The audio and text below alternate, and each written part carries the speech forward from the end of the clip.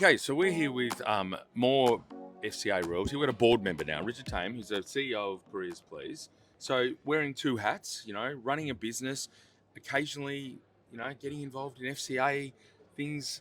But now you're here getting some free time. We haven't got the drinks on for you yet, but how are you enjoying the conference? It's been a busy time. Yeah, you're absolutely right. No, conference is great. I mean, I think one of the great benefits of getting people to a venue like Cairns, and it is a long way to come, and it's a big investment for people, is that once we're all here, there's you can't escape. So what that really does is, I guess, gives us a fantastic networking opportunity. So it's been great to catch up with people I've known for a long time. Can we do it on a boat then? That'd be even better. Well, I think we should.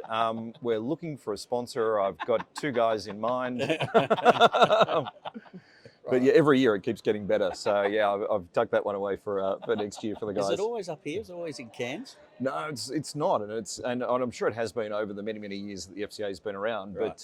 But no, it hasn't. If it has, it hasn't been here for a long time. Yeah. And I think the thinking around that too was that post-COVID, there was to be a real focus on regional areas, and a lot of those regional areas had been doing it tough as well. So yeah. But also when you talk to various franchise systems, many have got units here in Cairns that are really high performing units as well. So I think it's I think it's been great to get back up here. Look, I haven't been to one of these before, to be honest, and it's been bloody good to see a lot of old faces. There's quite a few drunk lawyers around last night. Did you notice that? It's also a lot warmer. It's a lot warmer here in Cairns. So those aging lawyers tend to like to migrate north as well. They're like whales at the end of the season. So. They did the legal symposium. They were, had to celebrate, or, it's a lot of pressure talking in front of their peers, and they were a bit stressed about it. But by all accounts, the legal symposium was a huge success. So great turnout, some great debate. And I think it was great to have Michael Shaper here as well. I mean, so soon after the reviews come out. So we'll talk about your business. So tell us a little bit about where's the CouriersPlease business at the moment, and what are the growth plans? Yeah, with business that's got so many franchisees already. Great question. We've got a lot of franchise partners in the business. So we've been around for 40 years, but we've only been franchised for the last dozen or so years. So it's really quite an interesting story in that the business started really using a contractor base. And at the time, it was organisations like the ACCC and the government that came to the organisation and said, hey, this looks like a franchise system. It really needs to be a franchise system. And at that point, the change was made. And I've only been with the business for the last 2 years, but I've been in the industry a lot longer than that. And I think one of the great strengths of the model in something like the courier business is, and you see this when you compare us to some of the other postal organisations and delivery businesses out there, is that when you've got franchisees in your business and they've got their mobile territory, they're a lot more motivated to grow their own business. And the overwhelming feedback we get from customers, and particularly small business customers, is that they'd rather be dealing with a franchisee. So the franchisees typically handling those baseline customer service issues themselves. So the challenge for us has really been finding great franchisees. It's been historically low unemployment. We've got a lot of people that join our network from overseas, and this is their first entry opportunity into a business. Some of those people took the opportunity to go back and spend some time visiting friends and family and relatives overseas. So it's been a challenging time from a recruitment point of view, but we've been growing tremendously. So we've had double-digit growth last couple of years. So when you flicked over, what sort of growth did you get? Like, was it significant straight away? Was it across the board mindset change? Pretty much instant when I arrived. The growth. No, it was no. We'd all like to think that was We'd all like to think that was the case. But in our industry, volumes went through the roof during COVID. Right. Simply because people didn't have the opportunity to go to a retail outlet. And so they've settled back, but they've settled at an elevated level, so still higher than pre-COVID, because people got into a different habit. Some may say people got a little bit lazy, and it's more convenient to have certain things delivered to you. Yep. During COVID, people got to know who their delivery person was or who their postie was on a first name basis. Yep. So we stuck with that level of convenience, and we're seeing it now. We saw it last year. We had an enormous kind of growth in volume from Black Friday, pretty much all the way through to January. It just didn't stop. And when you think about it, there was a lot of gloom and doom talk around the economy at that time. Yet still people, and Australians typically don't like to save a whole lot, so they went out for that last splurge and they spent it online. So we get that recurrent business. But the other thing that we're really seeing is that our customers aren't necessarily competing with other retailers now. They're competing with Amazon. Amazon's had an amazing resurgence, and in many respects, they're resetting the rules. Yeah. They're a customer of ours, In but a they're good way? Well, they're a customer, John, but they're a competitor as well, in the sense that they've introduced models like Amazon Flex, which are a competitor model to franchising. There is no franchising code for the gig economy. They're playing by a different set of rules. So that's an issue that we've got. I mean, we think that franchising offers people a much better prospect of success in the long term than some of these gig economy workforces that you've seen spring up over the last couple of years. What does that mean, gig economy? What do you mean? Well, I'd say it means no real commitment. So you can go online, and a really sad statistic is the number of people that have died on the roads delivering food. Now, that's a convenient service that we all like, whether it's a Deliveroo type business that ended up having to change their business model, or whether it's the Uber Eats one that everybody's familiar with.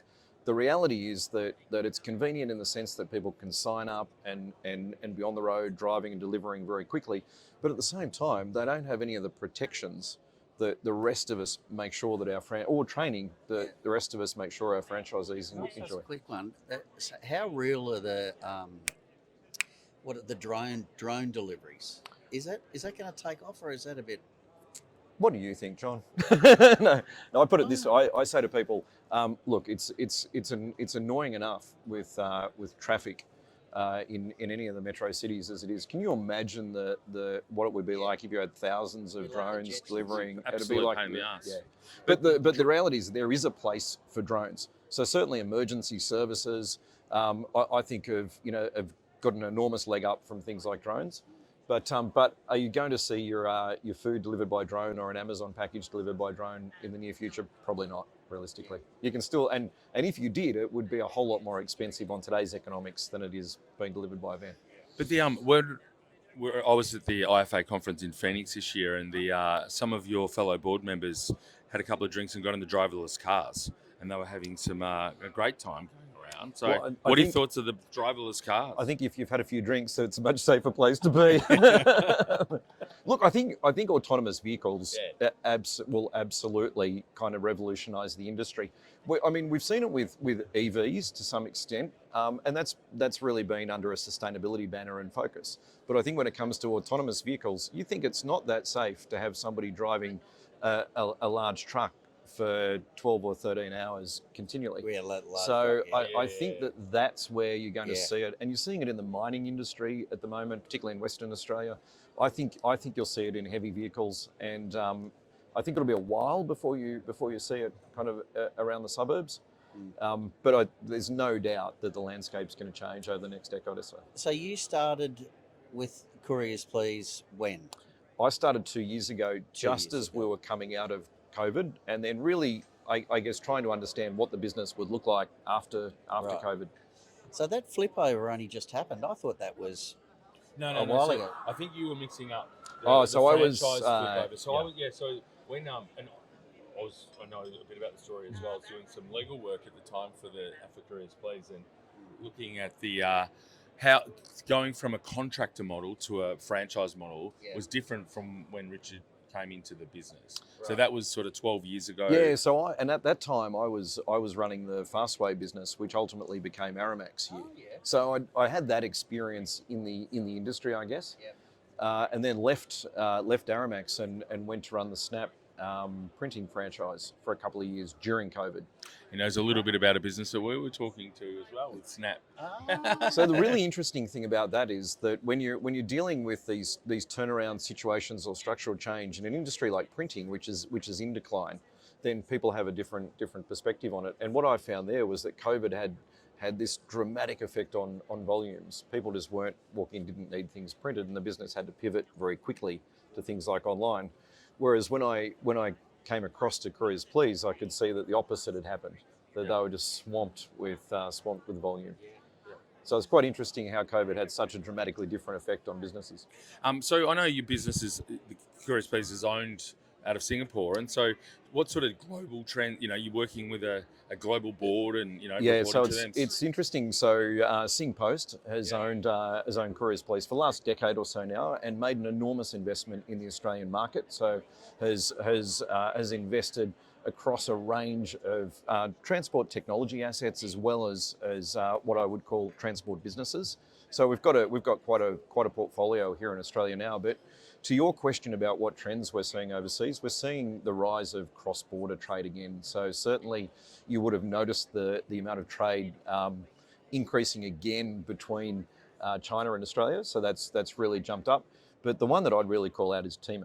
I mean, for domestically, we've been very focused on what Amazon's doing here, but from a cross-border perspective, the rise of businesses like Thame, and I think we're going to see an evolution in their business model as well. But where COVID really knocked about that international cross-border business, we're really seeing a strong resurgence in that. Thame? Who is that? So, you got to get out. So you've got to get out more. You've got to get out more. So yeah, this is the furthest I've been from. This is the furthest I've been from Mount Eliza for a you very don't long even time. need to go anywhere for Thame. You just need to get online. The computer. But the challenge, so you probably can't get it on your Nokia, but on a smartphone, on a smartphone now, John, do you know what they use? Yeah. It's the big one without buttons.